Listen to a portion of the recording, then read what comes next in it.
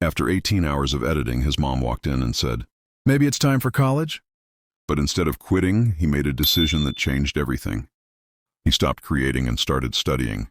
He watched top YouTubers frame by frame, tracked their patterns, and filled notebooks with data.